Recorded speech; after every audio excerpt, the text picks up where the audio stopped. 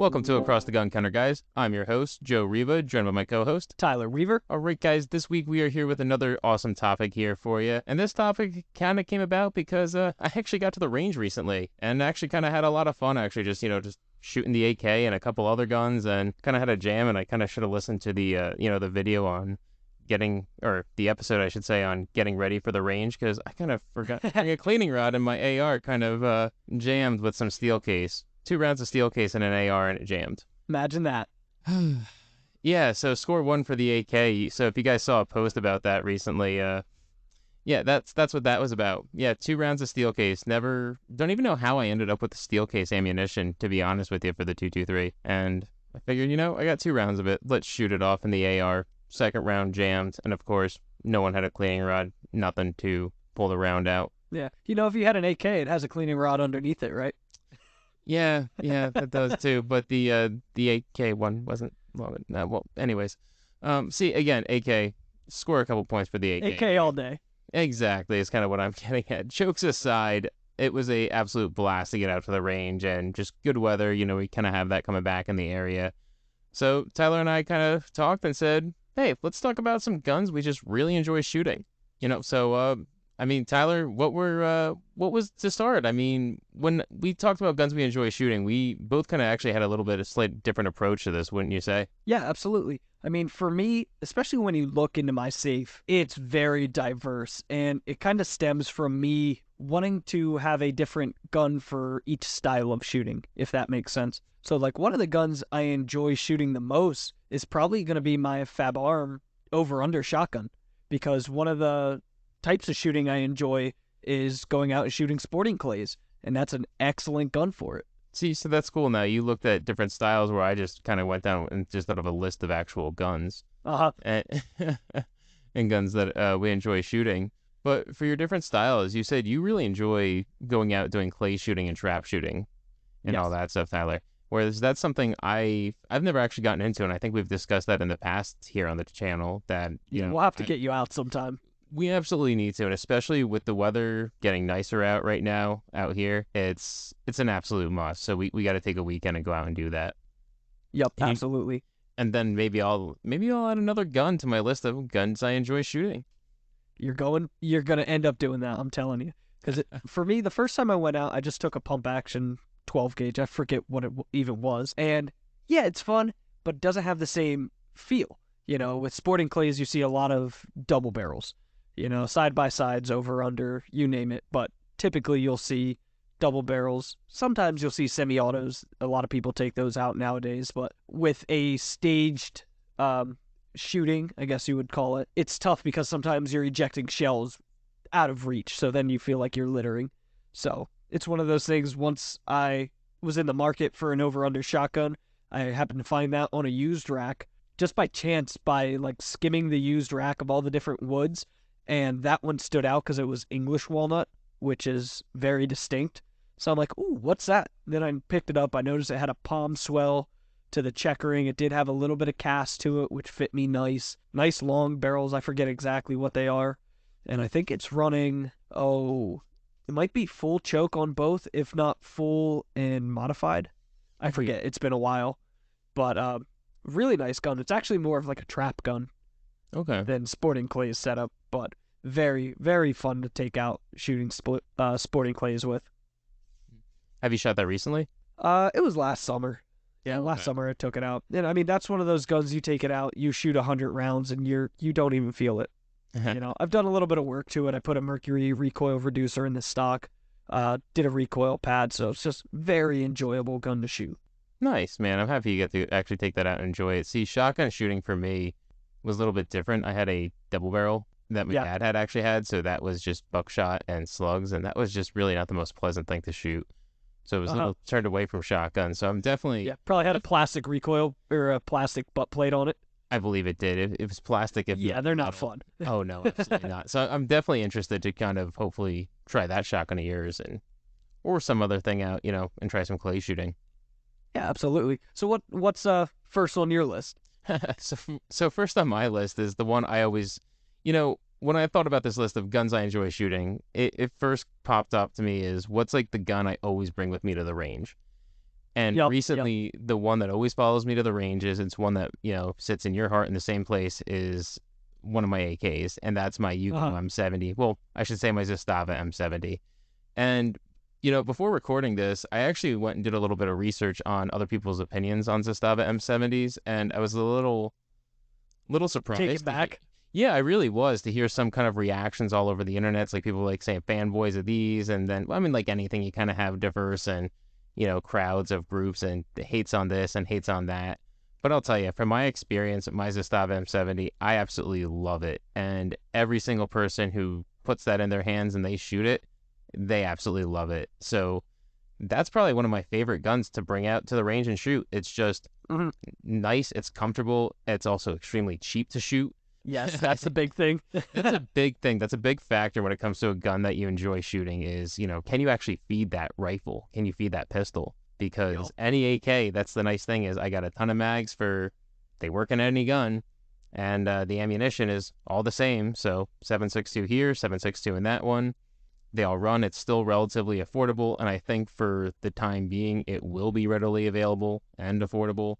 And that's Especially the with thing, the it's manufacturers coming replaceable. out. You know what I mean? Exactly. You Yeah, know when you well, take it out to the range, you can shoot it without that guilt of, well, now I have to find more. exactly.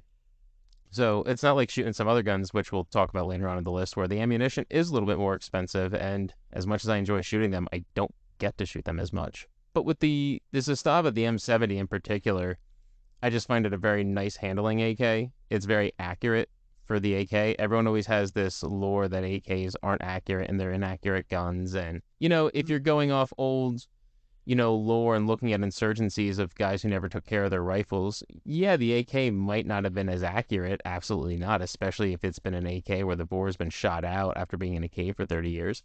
Yeah, of course it's not going to be as accurate, but same thing with an AR. If you treated an AR the same way, it wouldn't be accurate. Yeah. Wouldn't you agree? Yeah, I mean, it's not inherently accurate because of what it is, if that makes Exactly. sense. The bore is still the life blood of the gun. So if you don't take care of it, it's not going to shoot well either way. Exactly. Regardless, the M70 is a fantastic shooting firearm. It's an accurate firearm, especially for an AK, like we just said. Everyone who kind of picks it up and has shot it, they say, wow, this is just impressive. And for the It's money, fun. oh, exactly. It just puts a smile on your face. And there's something to be said about just that there is just that factor to a gun. It's just, it puts a smile on your face. It just makes you happy. Yeah, and for me, that's my SBR Spikes Tactical AR. That's one of the guns that, like you said, it always follows me to the range no matter what I'm doing, and it's one of those guns that just being a 10.5-inch barrel, 5.56, you got that nice pop to it. I have it set up where it's weighted in the back, so it balances super nice. It's got an EOTech on it. Not my favorite optic, but you know what? For that, it kind of works well. It's got a good feel for it. So, I don't know. It's one of those guns I absolutely love shooting, and I probably had that, the majority of my adult life. Well, that's the thing. For SBRs, you had to be 21, correct? To actually apply for an SBR. Yes. Okay, cool. I just, again, coming from Yeah, it's Jersey just like originally, a that wasn't an handgun, option. essentially. Yeah. Mm-hmm. So interesting. So about that AR, what stands out with that AR over, let's say your other Spikes AR or something like that for you? Honestly, for that one, it's one of the guns I've put the most attention to as far as, I mean, it's really just a Spikes Tactical lower receiver. Everything in it's been swapped out. I mean, I'm running an FN barrel, a Geisley trigger, all sorts of other stuff. Ooh. And I think Daniel Defense rail that I actually got off a customer because he swapped it out and was like, you can have that if you want. Like, fuck yeah, I'm putting that on mine. Wow, just So, here. it's just Stay on the fence rail. That's yeah, a very it's nice just a custom. it's just a hodgepodge of very good quality parts, and I absolutely love it. I even put it's a I forget which Magpul stock it is. It's the one that has the battery compartment in it, and I specifically went with that because it gives you a little bit wider of a cheek rest, and I use those battery compartments to put little brass bars in to help weight it down in the back. Because Ooh, okay, that's I like fun. my guns heavy. I like not thinking about recoil. Granted, 5.56 doesn't have a lot of recoil, but when you shoot this gun, you notice the difference. Oh, well, You know, it's especially even with the got ten a and a half barrel. I've shot a yeah, AR with a 10.5 barrel. They're pretty potent, especially in the recoil department, whether you're using exactly. Plus, brace or stock. it's closer to your damn face, so you notice it more. You know what I mean? And Absolutely. with that Magpul stock, I found Limsaver actually sells a rubber recoil pad for that. I think it's like maybe a half-inch thick pad. You know, super soft Limsaver rubber. And man, the thing is just a dream to shoot. Nice. Man, I'm happy you Yep. enjoy that. It's funny because when we were doing this idea, I was debating, do I put an AR on the list? And will you Uh-huh. be putting an AR on the list? And I actually chose not to put an AR on the list, not because of any inherent bias of AK over AR, but because one thing that always bugs me with the AR-15 is unless you get something with a buffer mitigation system like sound system, you always hear that sproing when you shoot. Yup. I And for especially noticed that with my A1. That's why that one's not on the list. Oh yeah, I mean, and don't get me wrong, I like those A1s. Those are great to shoot. Like, Oh, they're so fun, but man, the it does sproing. get annoying. That sproing just bugs the living hell out of me. I'll be completely honest with anybody. That's why all my ARs, I always put some kind of buffer mitigation system in them. Like there's the JP buffer system or the Armor Spec. Either one of Yep. those are really good. I use those, and that's my recommendation for it. To have a more pleasurable AR experience is to get something where you're not going to be hearing that noise when you're shooting. Because to me, it's very distracting. Yeah. And like you said, you don't like to think about recoil. Same thing. I don't want to have to think about hearing the gun move right in my ear every single time. Uh-huh. As weird as that is to say. But, I mean, going on to the list, next gun for me personally, I was thinking was one I shot arguably the most out of all my collection. And that's probably my US 1917 rifle, the Oh, American really? Enfield. Yeah, absolutely love that gun. That rifle is extremely accurate. It's a very balanced rifle. It's in a used to be more accessible caliber, 30-06. Unfortunately, after Mhm. the pandemic, the price has kind of skyrocketed on 30-06. It seems to be leveling out a little bit nowadays. Yeah, and at least you can find it now. Yeah, that's true. You I can was having find a it now. hard time when I was doing because a lot of my work is custom rebarreling, and a lot of people, you know, in this area specifically, they want 30-06, and it's been tough because it's like, okay, I chambered it, now I have to test fire it. Yep. And the price, like before everything all happened, I was paying, believe it or not, probably like 70 to 80 cents a round for just regular like PPU, like the Garand style stuff, which is what I Yep. prefer to get. Anything 115 or 115, I'm sorry, 150 grain is what I prefer to get because Mhm. all On the the lighter US, side.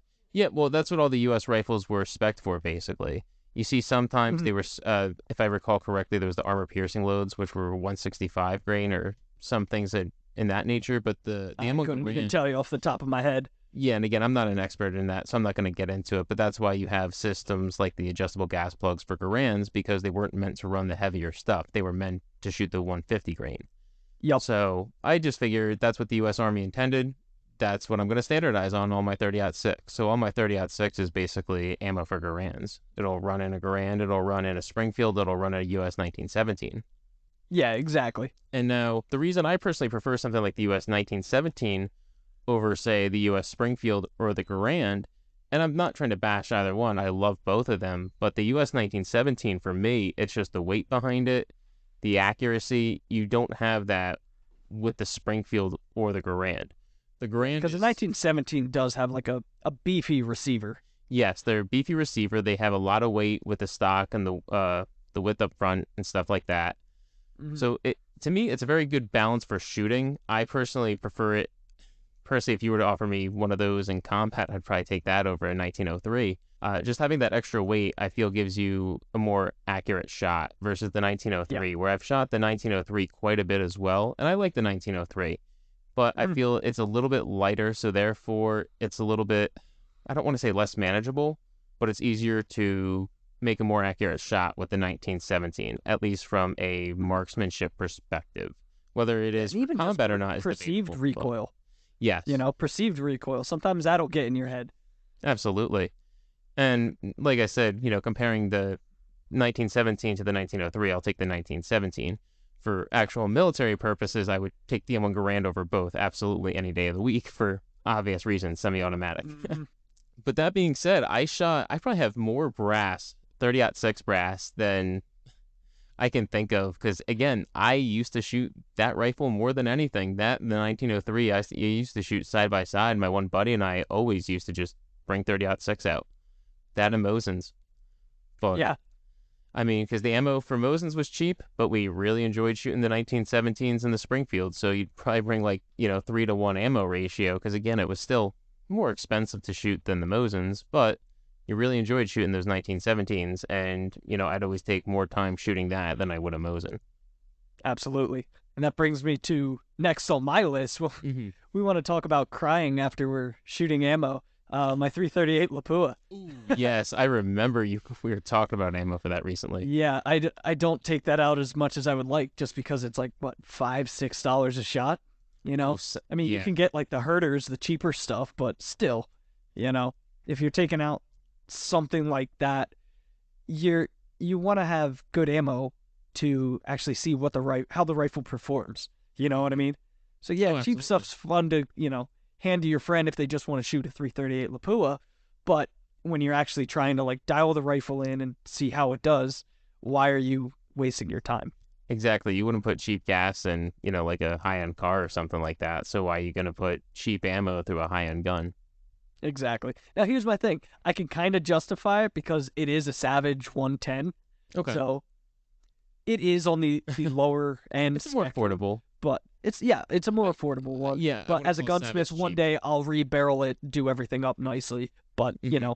for right now, you buy it and have fun with it. Exactly. And that's got the big ass Night Force scope on it, and it's just one of those guns. It's almost like meditation. You get out, Mhm. you get all set up, you sit there, and you just calm down. It's one of those guns where it's different than taking your AR out and your AK. You get hyped up to shoot it.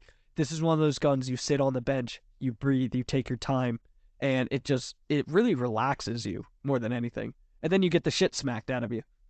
Yep. So it's cool. It's There's something it's to an be said about experience. recoil there that you enjoy shooting is in its own merit. Like a buddy of ours, he's the recoil junkie. He loves all the big bore stuff, from Yep. the Deagles, the 44 Magnums, and you know, it's something I never used to be into. And like I actually have a 44 Magnum that my grandfather gave me a while back, and it's a really cool revolver, but God, it's They're not the most nasty. yeah, they're not the most pleasant to shoot. And so I haven't shot it in God knows how long. Mhm. Yeah, it's been a number of years since I've shot 44 mag revolver. But after shooting that 50 Action Express, I kind of Not so bad. no, it's kind of there's something to be said about it, and there might be a reason why I kind of convinced myself to build that 458 SOCOM. Yeah. Yeah. So, If we're getting into revolvers, what is it? That Smith & Wesson that I ended up tuning up that I bought from you guys. oh yeah. Yeah. That's definitely one of my favorites. Granted, I haven't taken it out much. I've shot it into like a test fire drum, hmm but man, is that thing smooth. And there's something to be said about a gun that you tuned up. You know what I mean? Oh, absolutely. The whole you built it, or they're not even just you built it, but you worked on it. There's something satisfying about knowing you worked on it and it works right. Yeah. And I And that mean, was one of the guns I bought just for that experience of tuning it up, mhm. doing the trigger and action job. So I actually took my time doing that because I knew that was going to be one of the more enjoyable parts of owning that firearm was actually putting the work into it. And now when I go out and shoot it, I get to reflect back on that. See, and that's cool. That's just another fun part of being a gunsmith, or I guess even just working on your guns in general, is just having that satisfaction. Yeah. And especially with the internet, man, it's so easy for somebody that's relatively competent in working on firearms, I'll say, to dive down the rabbit hole and do the research and learn how to properly take it apart, purchase the tools to do so and do the work and do it themselves. Mhm. Granted, not good for my business, but it's good for the firearm interests, because people that start diving into working on their own stuff, they're going to get ahead of themselves at some point or start realizing that what they can get from the factory is subpar compared to what you can have a gunsmith do.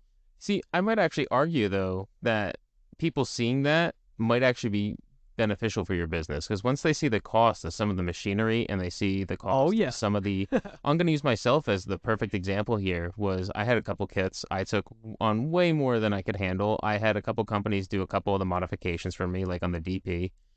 Yep. But after that, I'll use the AK for example. I was planning on building the AK myself in house in my basement, like everyone said, "Oh, you can do."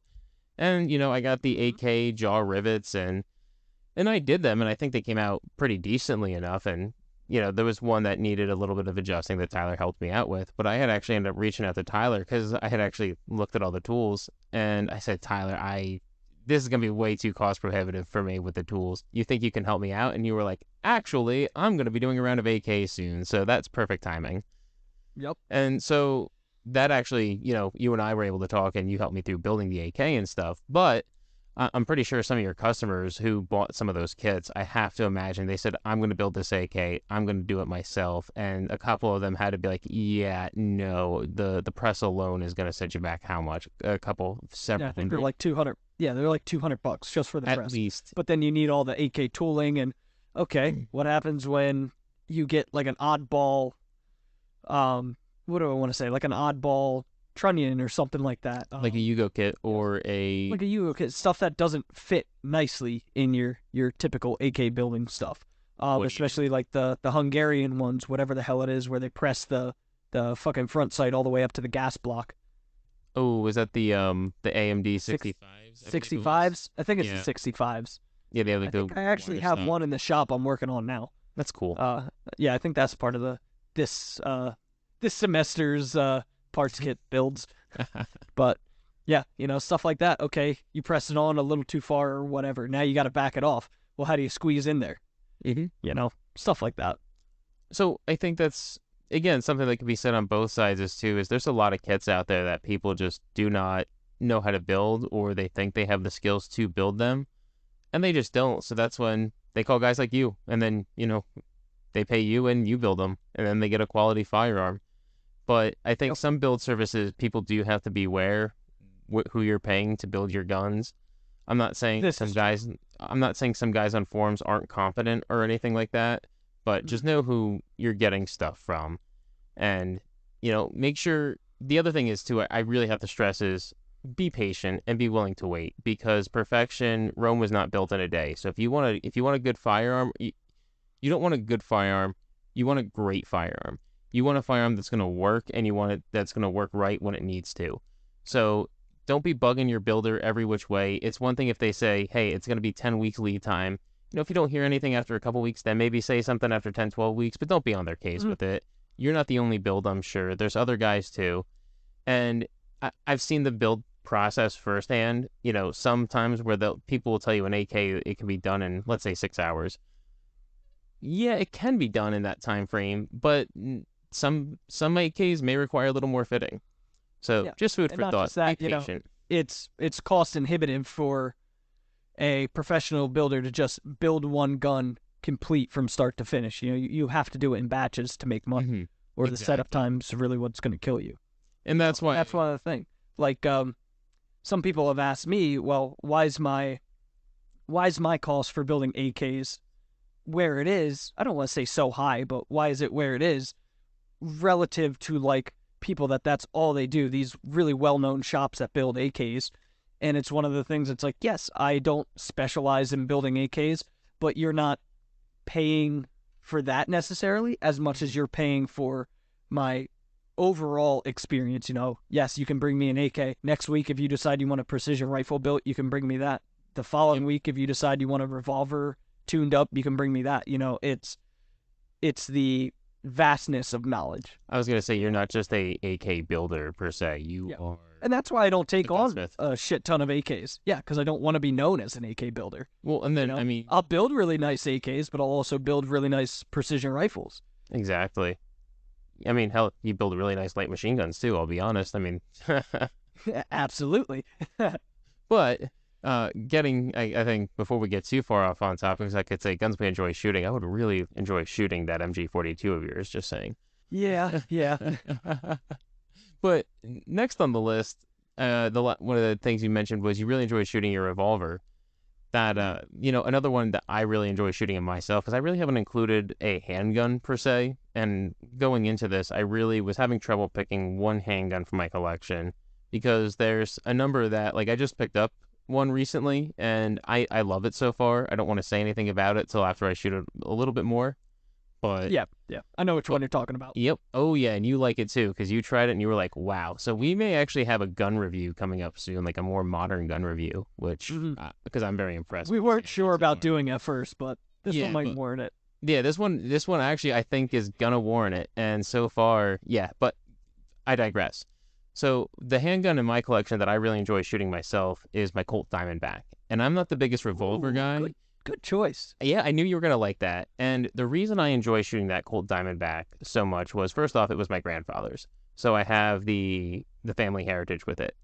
So he carried it when he was a cop. So it was cool to actually have, that now in my possession. So it's also in 38 Special. It's not in, the 357 Magnum, as cool as it would be to have something like that, have the Python. It's a nice handling revolver. 38 Special is a nice, easy round. I can teach someone to shoot on it. Actually, most people I used to teach to shoot on that before I had some of the other guns I have nowadays. Mhm. And And you it's, can even load down 38 pretty low oh, I mean, you can, or you can for a just get new wad shooter. cutters. It's great. That's one thing too people forget about nowadays is wad cutters, man. I love wad Mhm. cutters for 38. That's actually what I learned to shoot with my dad's handgun years ago was Yep. mostly wad cutters, which they're not as It's one of those prevalent things. As nowadays. long as no, it's one of those things. I think a lot of it fell off because it's typically you don't see wad cutters jacket it, so a Mhm. lot of people don't want to have to deal with the extra cleaning involved with just shooting lead bullets. That's true. But I can hey, see that. in my mind, there's a reason we always used lead, not just because it was heavy, but it was soft. Where copper's harder, so it's gonna wear out your barrel more. Yep, it'll do some more work over time. Hmm. But with the revolver too, there's something to be said about having the single action and the double action ability to shoot.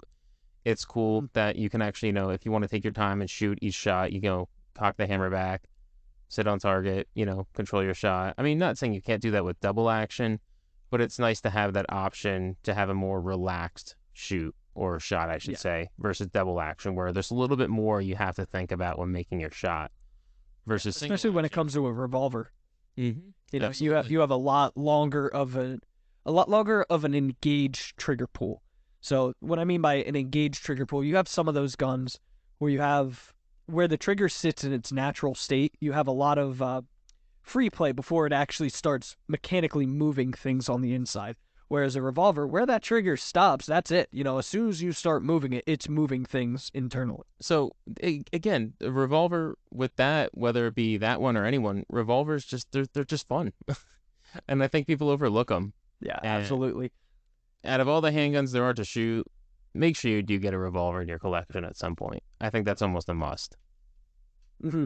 I would say if you're going for just one, though, make sure it's something a little on the bigger side. I know a lot of people have gotten like little J frames and stuff like that as their Mhm. first revolvers and No, weren't exactly satisfied with it. no, although Especially air weights. A lot of people don't like the air weights. yeah, that are the bodyguards for your first. That's not a good choice. Yup. That's not a fun shooting revolver. That's a revolver that serves a purpose, and that purpose is to defend yourself with, and that's for concealed carry. I like what you say. It's a get off me gun. Yep, you know? it's a get off me gun. Someone is on top of me, get off me.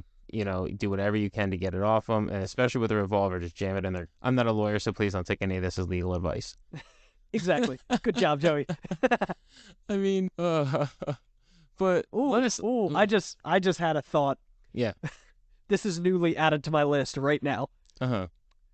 Going with handguns, we enjoy shooting. I guess I would say I kind of enjoy it. I have a Davis Industries 38 Special Derringer. Ooh, that I Want to would try talk about shooting. a small gun? Holy hell, does that thing hurt? It hurts to shoot. It sucks to shoot. You can't hit a paper towel from 5 feet away, but man, it's just one of those guns you just squeeze it and hold on. It just puts a smile on your face. Exactly. It's absolutely horrible. The trigger pull's got to be like 15 pounds on it. Oh, And it's a jeez. little spur trigger, so it doesn't even feel nice. But yeah, that's one of those guns when you take people out, you're like, all right, you got to try this.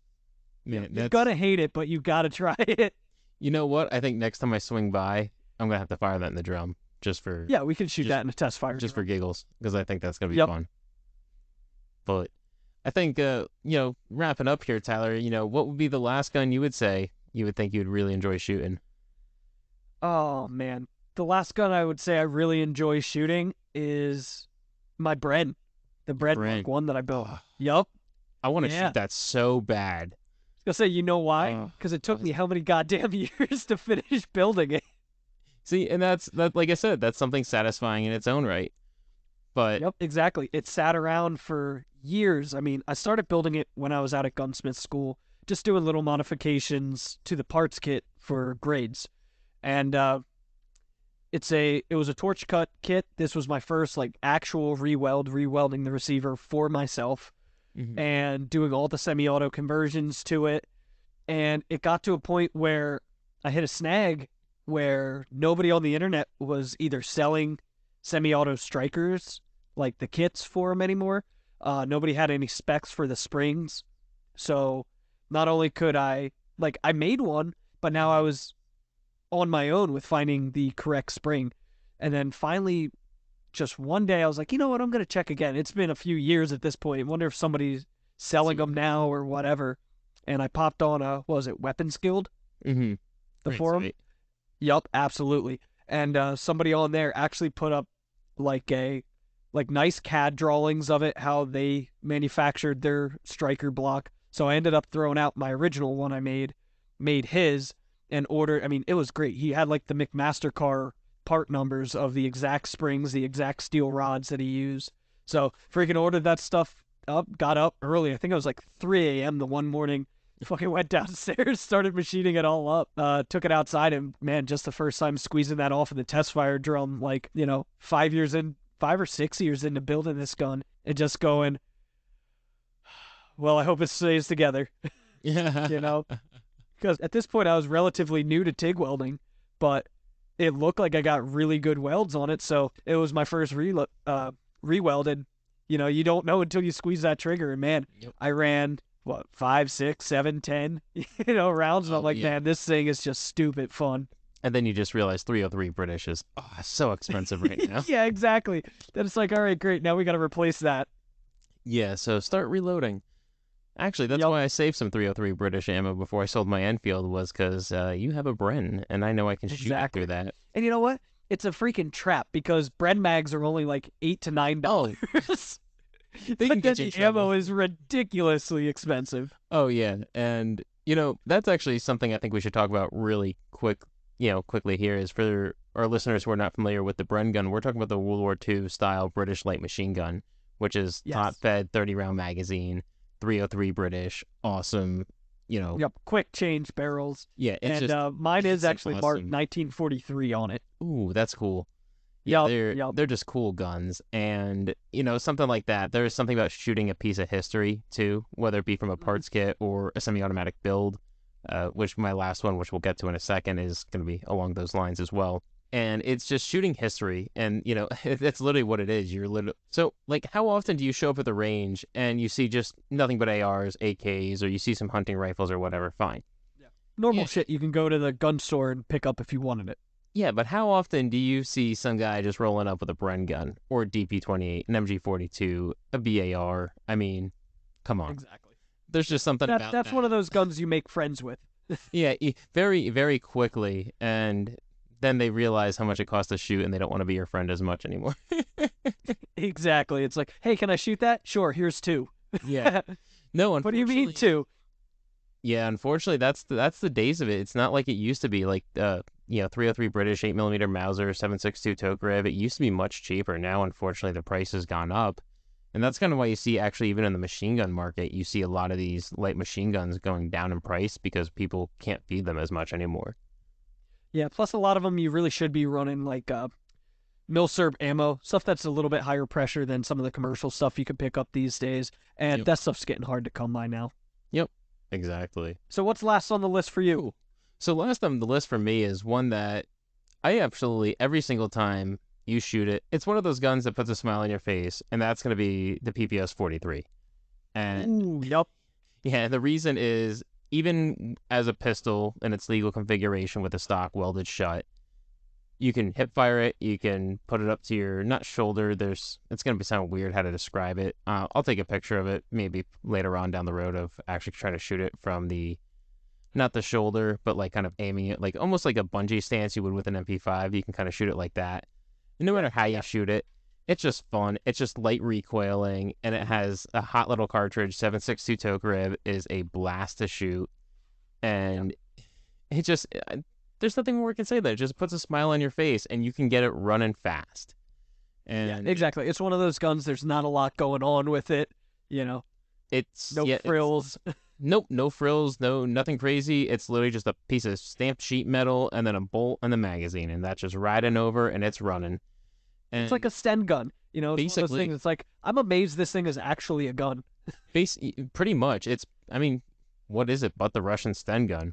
I mean, it was built under Essentially. duress. It was designed in Leningrad during the times where, they were under siege and everything like that. So, and it was meant to be a cheap replacement for the PPS H41, which it never did completely replace, but they did show you can make something simple and affordable, and they did. And to this day, as a semi-auto civilian, modification, you can get it, and they are a lot of fun.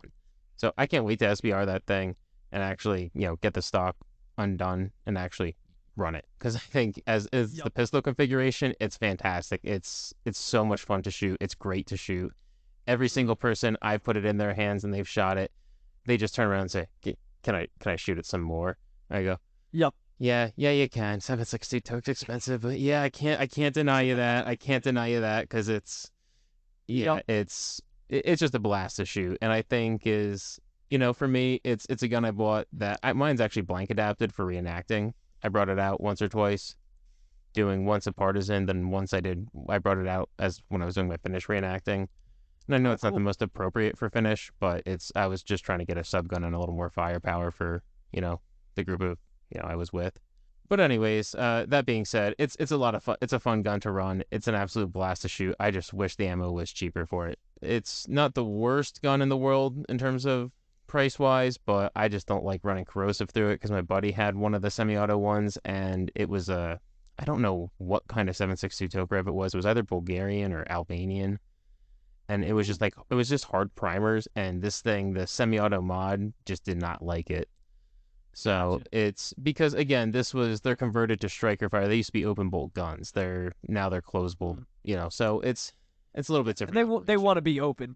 True. They do. It's like they the truly MAC-10, do. the Uzi. They just want to be open bolt guns. Exactly. So when stuff like that malfunctions, you have to take it with a grain of salt, because it wasn't designed to run like that. Like, I've actually found pieces of brass back in the action. It weirdly enough, with that gun, I have several times, but hey, that one actually has never really given me an issue, even running blanks. So hey, I can't complain about it. I love it. PPS 43, that makes my list of absolute fun guns to shoot that you should try and shoot yourself. Nice. Yeah, so maybe we'll have to put up Instagram and see what people like shooting the most. You guys can tell us what you guys think. Yeah, I'm curious what people enjoy shooting the most. Like, maybe we'll make a list of a couple guns. We say, hey, out of these, what would you enjoy? What do you enjoy shooting the most, and why? So there you go. Hey, something to post up there. So we'll get on that soon then. And on that note, Tyler, I think we'll wrap this up. Where can they find you at? You guys can find me on the socials at Precision Rifle Works and at www.precisionrifleworks.com. Nice.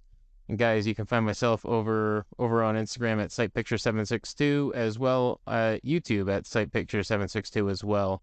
And I actually do have a couple video projects in the work for the channel as well, planned, kind of for my personal channel and for Across the Gun Counter as well. So stay tuned for that. And that's where you'll for now, you guys can find us on Instagram and on all the different streaming services like Spotify, Apple Music, Amazon, all that stuff at Across the Gun Counter. So acrosstheguncounter.com and all our streaming services at Across the Gun Counter. Hey, we look forward to hearing what you guys enjoy shooting too. So until next time, stay safe, guys. See you guys.